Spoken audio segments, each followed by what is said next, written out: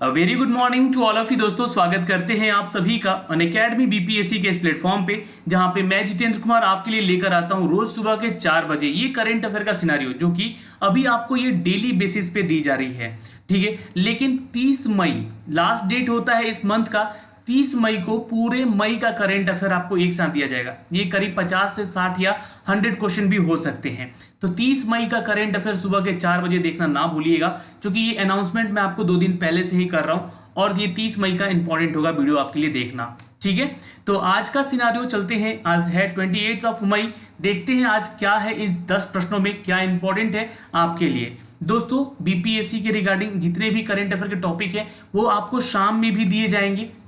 जी हाँ, शाम को 6 बजे का वीडियो जो है वो देखिए, वहां पे मिक्स करके क्वेश्चन आंसर आपको दिए जा रहे हैं, जहां पे हिस्ट्री, ज्योग्राफी, पॉलिटी है ना, और साइंस के भी क्वेश्चन होते हैं, स्टैटिक जीके के क्वेश्चन होंगे, करंट अफेयर से भी रिलेटेड क्वेश्चन होंगे। तो ये मिक्स क्यूज हो रहा है आपका शाम को 6 बजे, तो वो क्यूज भी अटेंड करें हमारे साथ जुड़कर।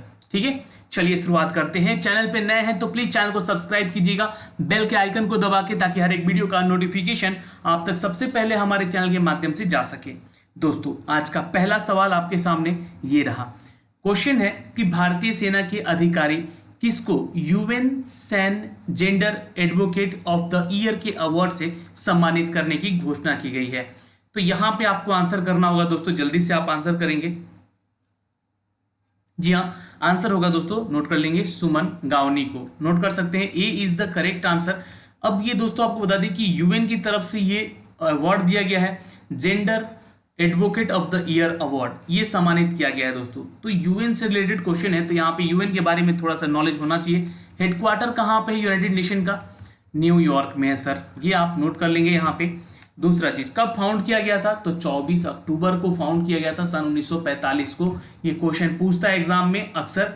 सेक्रेटरी जनरल कौन है यहाँ के? तो वो भी आप ध्यान रखिएगा, एंटोनियो गुटरेस। क्या है नाम इनका? Antonio Guterres. यह नोट कर सकते हैं, एंटोनियो गुटरेस। ये आप लिख लीजिएगा, ये इंपॉर्टेंट है, क्वेश्चन यहां से आ सकते हैं। चलिए सवाल पे चलते हैं दोस्तों। यहां पे बता दें कि एडवोकेट ऑफ द ईयर का अवार्ड से सम्मानित किया गया, और वो पहले भारतीय बने हैं, जी हाँ, जिनको इस अवार्ड से सम्मान किया गया है यूएन के द्वारा, क्योंकि संयुक्त राष्ट्र मिशन के तहत दक्षिण सूडान। अब मैं आपको यहाँ पे थोड़ा सा इंपॉर्टेंट चीज बता देना चाहता हूं दोस्तों, कि दक्षिण सूडान की जो राजधानी होती है वो होती है जुबा। ठीक है, यहां से ये क्वेश्चन बन सकता है। तो दक्षिण सूडान में तैनात रहे भारतीय सेना अधिकारी सुमन गवानी को हाल ही में ये सम्मान दिया गया है। क्या? तो सैन्य gender advocate of the year का अवार्ड 2020 के लिए, याद रहेगा। नेक्स्ट क्वेश्चन पे चलते हैं दोस्तों। चलिए, क्वेश्चन इंपॉर्टेंट है यहाँ पे, किस हाईकोर्ट ने विशाखापट्टनम के एलजी पॉलीमर संयंत्र, देखिए ये कंपनी है जो कि यहाँ पे गैस लीक का घटना भी हाल ही में हुआ था विशाखापट्टनम में। तो ये कौन से हाईकोर्ट ने आदेश दिया है कि एलजी पॉलीमर्स की इमारतें जो हैं, यानी कि पूरा बिल्डिंग है उनका, वो सीज कर दिया जाए? बिल्कुल याद रखिएगा दोस्तों, आंध्र प्रदेश। नोट कर लीजिएगा, आंध्र प्रदेश जो है दोस्तों, यहाँ पे आंसर होगा इसका। ठीक है, नोट कर लीजिएगा, आंसर बी हो जाएगा। अच्छा, क्वेश्चन यहाँ पे बनेगा दोस्तों आंध्र प्रदेश से, क्योंकि देखिए ये हमारे जो ये पार्ट है, देखिए अगर ये भारत का नक्शा कुछ इस तरह से आप समझेंगे चीज़ों को, ठीक है, तो ये जो हमारा क्षेत्र है ये हमारा आंध्र प्रदेश का क्षेत्र होता है। तेलंगाना इससे अलग होकर एक राज्य बना। आंध्र प्रदेश की राजधानी होती है दोस्तों अमरावती, लिख लीजिएगा अमरावती, और इसकी जो कैपिटल सिटी है अमरावती, और इससे अलग होकर बना राज्य एक तेलंगाना। ठीक है, तेलंगाना, तेलंगाना राज्य की राजधानी है दोस्तों हैदराबाद। जी हाँ, जो कि सेम है, हैदराबाद रह चुकी है, पहले आंध्र प्रदेश की राजधानी होती थी ये हैदराबाद। इतना याद रखिएगा, इंपॉर्टेंट है क्वेश्चन यहाँ के दोस्तों। एक क्वेश्चन पूछ सकता है कि गवर्नर कौन है, क्योंकि आंध्र प्रदेश से रिलेटेड क्वेश्चन है, मैं आपको हर दिन बता रहा हूँ, तो आप लोग कमेंट बॉक्स में कमेंट कर सकते हैं। वैसे मैं बता देता हूँ, गवर्नर है दोस्तों विश्वभूषण हरिचंदन। नोट कर लीजिएगा, विश्वभूषण हरिचंदन। क्या नाम है इनका? हरिचंदन। ये नाम नोट कर लीजिएगा आप लोग। सीएम कौन है यहाँ के? चीफ मिनिस्टर कौन है? तो वाईएस जगन मोहन रेड्डी। रेड्डी से याद रखिएगा, है ना, वाईएस जगन मोहन रेड्डी इनका पूरा नाम है, ये यहाँ के सीएम होते। तो ये थोड़ा सा इंपॉर्टेंट टॉपिक होता है इससे रिलेटेड। तो एलजी पॉलीमर संयंत्र को यहाँ पे पूरी तरह सीज कर दिया गया है, जहां से ये लीकेज का मामला सामने आया था। इनसे जुड़े तथ्य यहाँ पे आपको दिए गए हैं। जी हाँ दोस्तों, नोट कर सकते हैं इनके लिए। ठीक है, नेक्स्ट क्वेश्चन है, संयुक्त राष्ट्र ने हाल ही में युवाओं के लिए टॉप 10 वैश्विक पहलों में भारत के किस राज्य की खुडोल पहल की सराहना की है?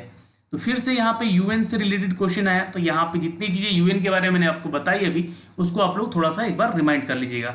लेकिन कौन से राज्य को यहाँ पे सराहा गया है इस विशेषकर संयुक्त राष्ट्र के द्वारा?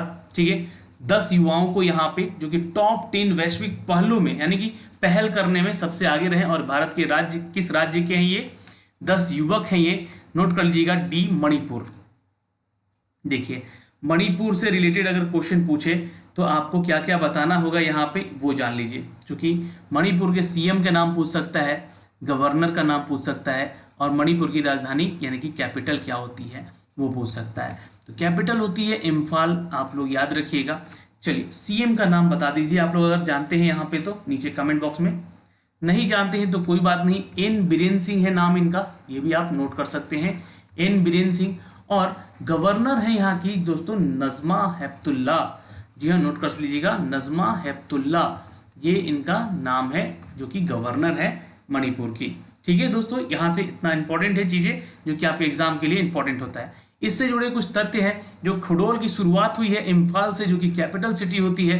जी हाँ दोस्तों, एक एनजीओ थी जो कि एक जनता से प्राप्त धन पर आधारित एक पहल है, और इसके लिए यूनाइटेड नेशन ने इसको सराहा है इनके 10 वैश्विक पहलों को लेकर। ठीक है दोस्तों, क्वेश्चन नंबर 4 पे चलते हैं।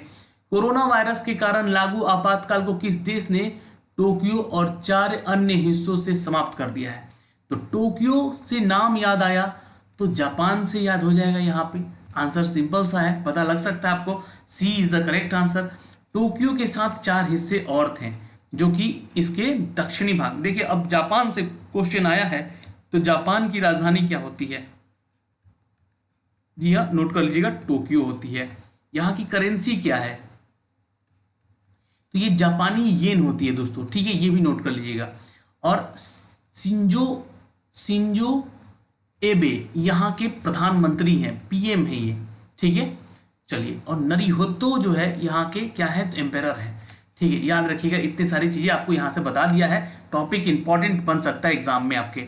दोस्तों इससे जुड़ी 4 जो अपडेट हैं, वो कौन कौन सी 4 क्षेत्र, 4 अन्य जगह पड़ोसी प्रांतों को ले कानगावा, चिबा और सैतामा देश के उत्तरी भाग में स्थित हैं, जो कि इसको आपातकाल घोषित किया गया था, उसको हटा दिया गया।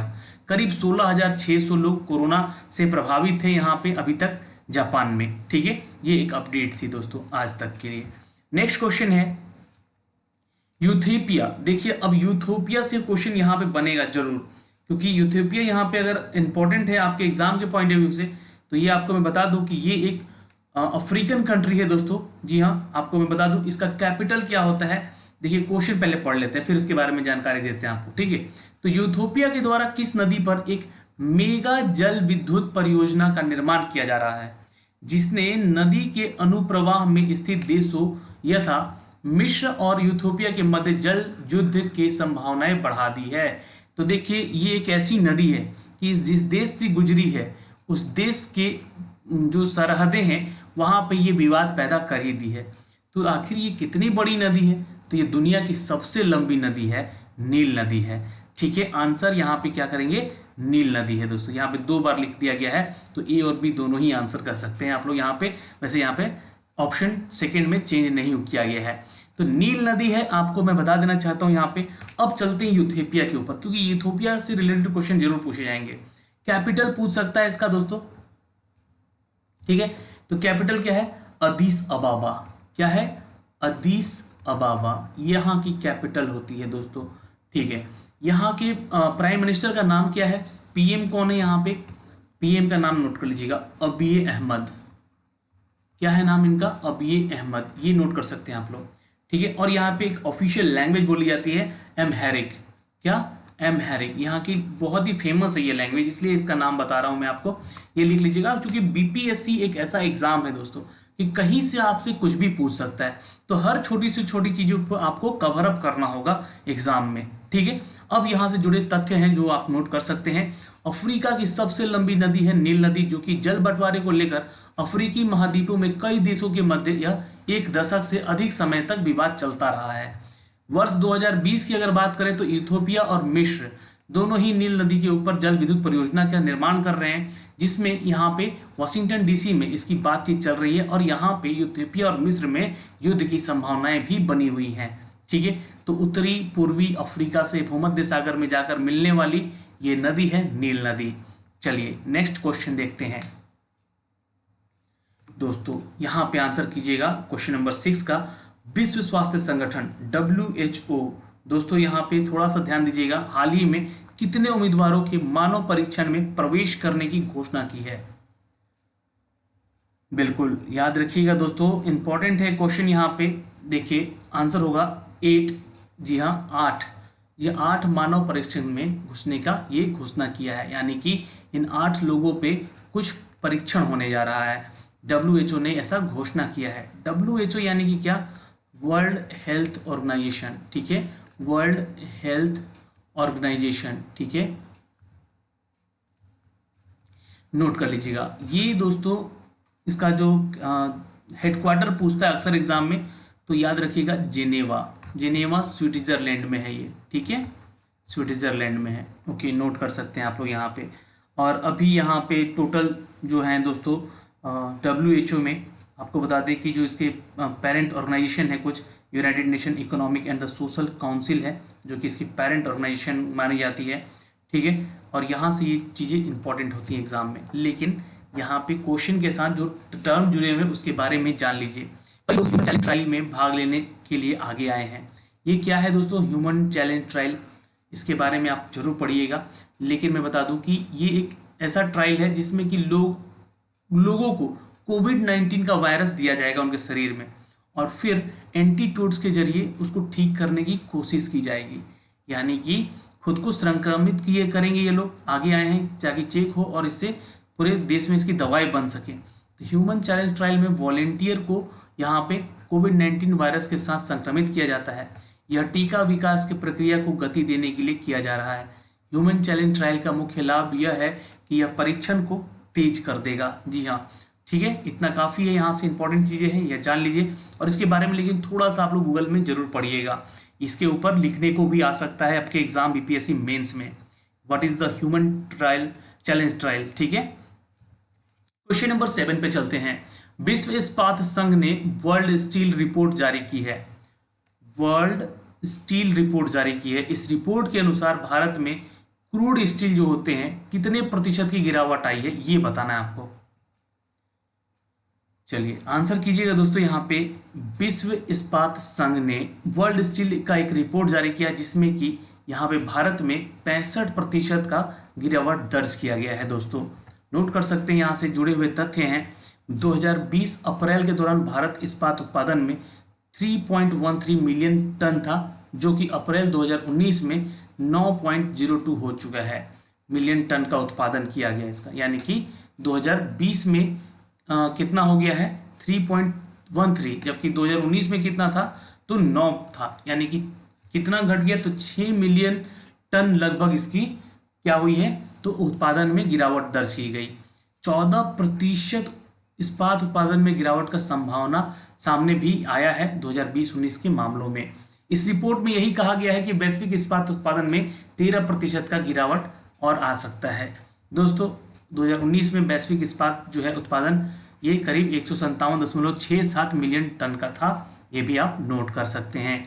नेक्स्ट क्वेश्चन है दोस्तों, यहाँ पे क्वेश्चन नंबर 8 पे चलते हैं। Which state Char Dham project BRO construct 440 metre यानी कि 440 metre long tunnel below the Chamba town. ये क्वेश्चन है कि कौन से राज्य चार धाम परियोजना BRO चंबा शहर के नीचे 440 मीटर लंबी सुरंग का निर्माण कर रहा है। तो देखिए ये क्वेश्चन इंपॉर्टेंट बनता है यहां से आपके लिए। जी हाँ दोस्तों, ये राज्य है उत्तराखंड। क्योंकि चार धाम का जब भी क्वेश्चन पूछे तो ध्यान रखिएगा, चार धाम हमारे उत्तराखंड में ही स्थित है।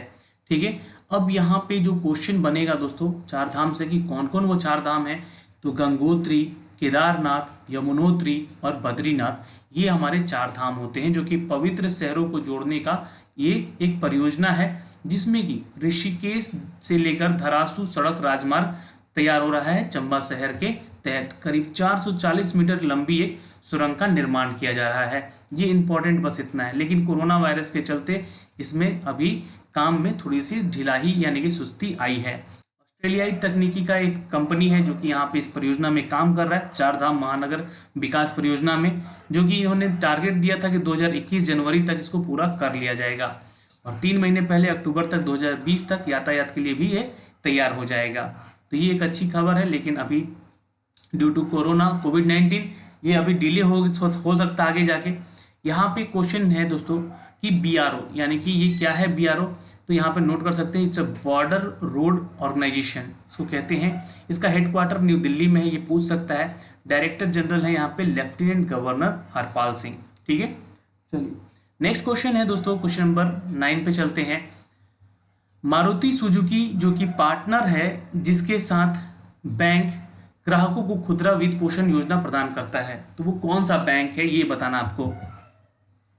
तो आपको मैं बता दूं कि मारुति सुजुकी का जो पार्टनर बैंक है वो है दोस्तों ICICI। ठीक है, नोट कर सकते हैं।